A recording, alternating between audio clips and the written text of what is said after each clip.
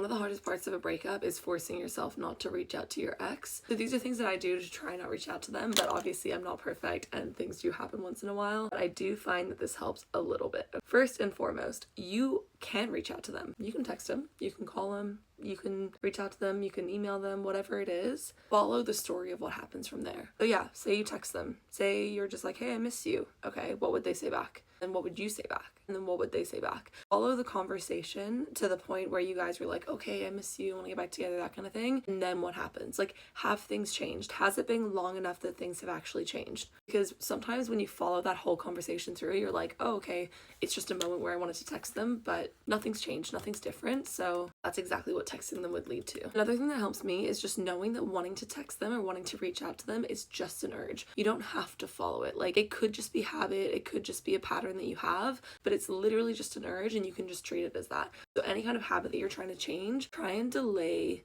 when you actually do the action. Okay, say you want to text them, try wait 2 minutes before you text them. If 2 minutes is too long, try wait 30 seconds before you text them and expand that window of time. You can wait 30 seconds, you can wait 2 minutes, you can wait 5 minutes. Eventually you can keep making that longer, and it's okay if you text them. Like, don't punish yourself for accidentally doing something. You're gonna have slip ups, that's totally normal. The more you punish yourself, the further away you're getting from actually sticking with it. And during that time where you're stopping the urge, go onto your notes app and write the reasons why you guys broke up. And not only that, but write the things that aren't going to change. A lot of the times we remind ourselves, we're like, oh, but this might have changed, or they might have done this by now. Probably not.